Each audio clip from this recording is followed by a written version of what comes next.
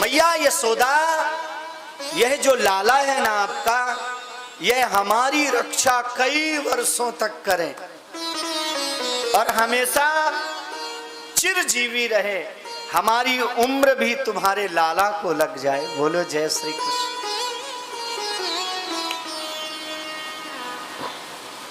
उत्सव में सभी लोग पहुंचे थे पर रोहिणी जी नहीं आई थी। एक बात का ध्यान देना चाहिए हमेशा, जब हमारे घर में कोई मांगल कर्म हो, मांगलिक कृत्य हो, मांगलिक समय आए, तो अपने समस्त रिश्तेदारों को भी बुलाना चाहिए और साथ में पड़ोसियों के पास भी निमंत्रण पे पहुंचाना चाहिए।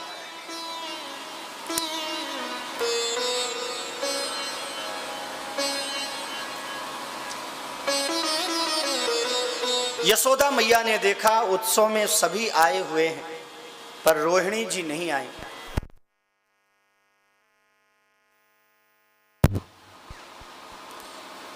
अब उत्सव में रोहिणी जी क्यों नहीं आई थी? जैसे कन्हैया ने जन्म लिया यशोदा मैया के घर में, ऐसे ही रोहिणी के पास में दाऊ दादा आए। बोलो जय श्री कृष्ण। रामावतार की बात है,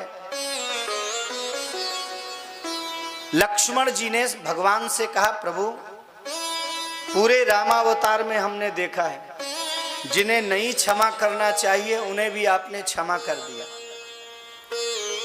जानकी जी को मारने के लिए आई थी शूर्पणखा और आपने क्या किया?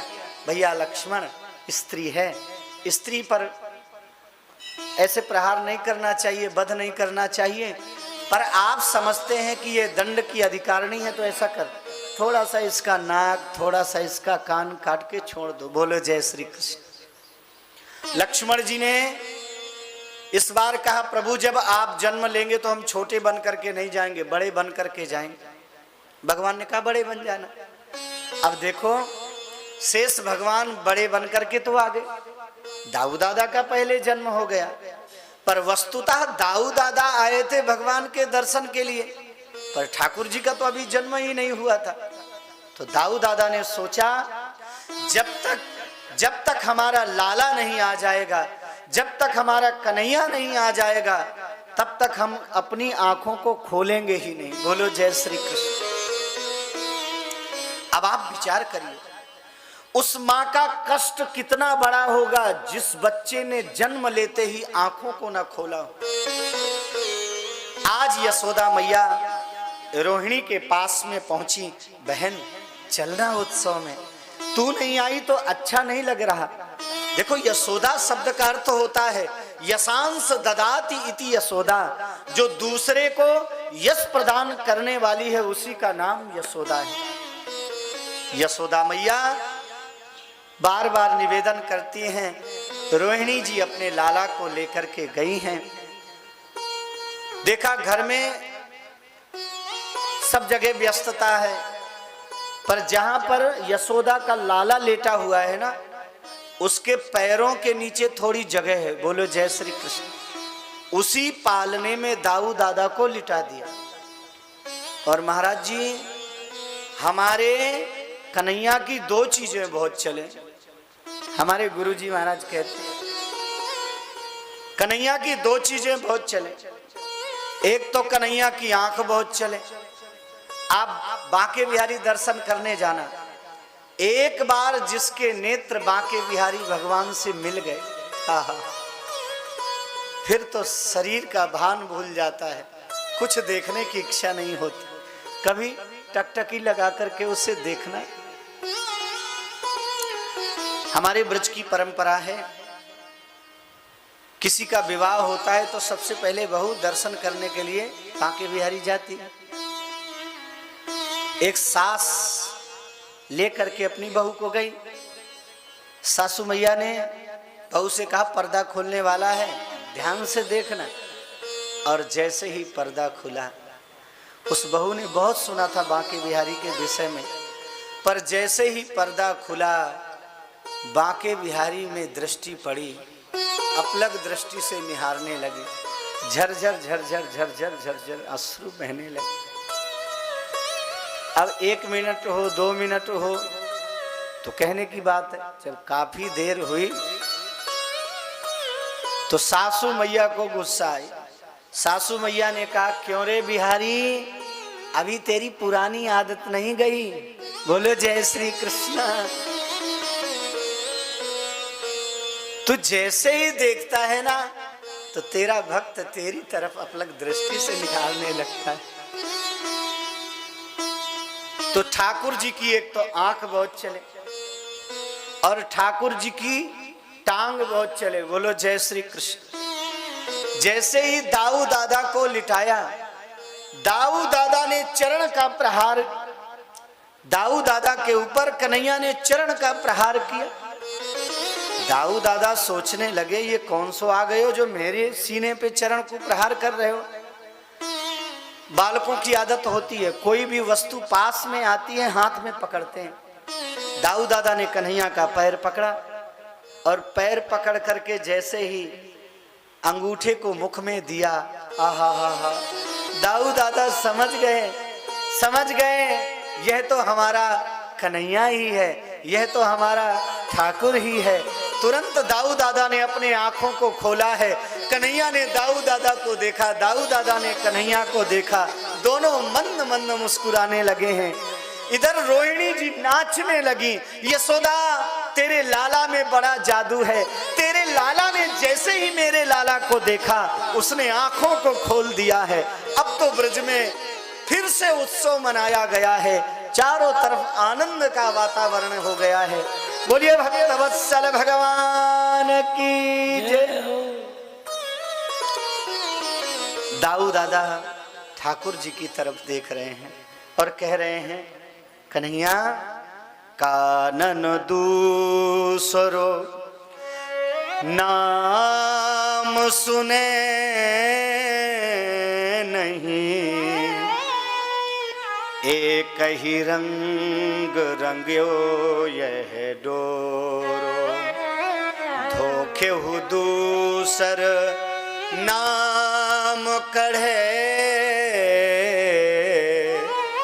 रसना रस बांधी हलाहल गोरो। ठाकुर चित की व्रति यही, हमके सहु टेक तजे पल भोरो। बावरी वे अखियां जरी जाए, जो सांवर छोड़ निहारे गोरो। बोलिए भक्तवत्सल भगवान की जय। इधर नंद बाबा ने आज अपने समस्त खजानों को खोल दिया है, जिसको जितना चाहिए भर भर करके ले जाओ। अब एक व्यक्ति लेकर के चलता है तब रास्ते में दूसरे को बताता है। एक ने दूसरे से कहा, भैया तू कहाँ लेके आयो है? उसने कहा, तुम्हें मालूम नहीं है, गेट नंबर 1 में चांदी बट रही थी इसलिए चांदी लेकर के आया हूं। उसने कहा, बावरे तू चांदी के ही चक्कर में पड़ा रहा, गेट नंबर 2 में सोना बट रहा है, सोना। और जैसे ही उसने सुना, महाराज वहीं पर छोड़ा पोटली को, दौड़ पड़ा सोना लेने के लिए। ब्रज में कहीं सोना पड़ा हुआ है, कहीं चांदी पड़ी हुई है। ऐसा लग रहा है हरेर निवासात्म गुणई ही रमा क्रीड बभून न पौ। जैसे पराम्बा जगदम्बा लक्ष्मी ने आकर के शाश्वत रूप से अपना स्थान वृंदावन में बना लिया है, शाश्वत स्थान अपना ब्रज में बना दिया है। इधर सारे गोप प्रसन्न हैं, सारी गोपियां प्रसन्न हैं। नंद बाबा ने सबसे कहा, भैया यहाँ के राजा कंस हैं, यदि कर देने के लिए नहीं गए तो कहीं वह दुष्ट कोई न कोई उत्पात खड़ा ना कर दे। इसलिए मैं कर दे करके आ रहा हूं। यहां से सीधे कर देने के लिए वसुदेव जी चले हैं। सभी ब्रजवासियों से कहा भैया मेरे लाला की रक्षा करना। ब्रजवासी बोले बाबा आप चिंता मत करना, आप जाकर के कंस को कर दो, हम सब लोग लाला की रक्षा करेंगे। सारे ब्रजवासी भगवान की रक्षा में लग गए। नंद बाबा यहाँ से मथुरा की ओर चले हैं। जैसे ही मथुरा कंस के पास पहुंचे, कंस बैठा हुआ था दरबार में, नंद बाबा ने सामग्री भेंट में दी है। कंस ने कहा बाबा आज इतनी सामग्री लेकर के आए हो। महाराज छोरा को जन्म भयो है, आप यहाँ के राजा हैं तो हमने सोचा आपका भी आशीर्वाद लेना चाहिए। कंस ने कहा बाबा अपने लाला को आशीर्वाद देना, आज के बाद वाके जितने दुश्मन हैं सब मर जाएं। बोलो जय श्री कृष्ण। नंद बाबा मन ही मन सोचने लगे सबसे बड़ा दुश्मन तो तू ही है, तू मर जाए तो सब ठिकाने लग गए। बोलो जय श्री कृष्ण। वहां से नंद बाबा चले हैं। आगे क्या देखते हैं, सामने से वसुदेव जी चले आ रहे हैं। एक मित्र ने दूसरे मित्र को देखा है, दौड़ करके अंक में भर लिया है।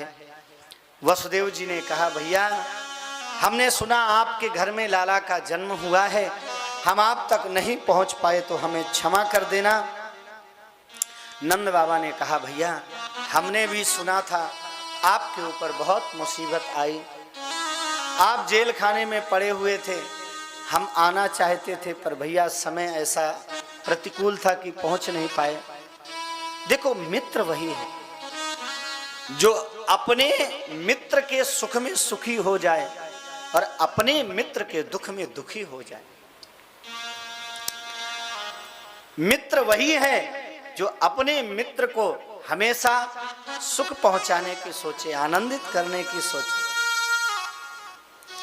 यहां से वसुदेव जी ने कहना प्रारंभ किया बाबा आप कब आए थे और क्यों आए थे। नंद बाबा बोले हम आए थे कर देने के लिए, कर दे दिया। करो वै वार्षिको दत्तो रागे दृष्टा वयं च वः नेहस्थेयं बहुतिथं सन्त्युत्पाताश्च गोकुले। आपने कर दे दिया है, अब यहाँ से आप सीधे गोकुल चले जाओ, ऐसा ना हो आप पहुंच ना पाए, यह दुष्ट कंस कोई मुसीबत खड़ा कर। नंद बाबा भगवान का स्मरण करते हुए यहाँ से चले हैं। नंद बाबा नहीं पहुंच पाए ब्रज में, तब तक कंस ने एक राक्षसी को भेज दिया जिसका नाम था पूतना।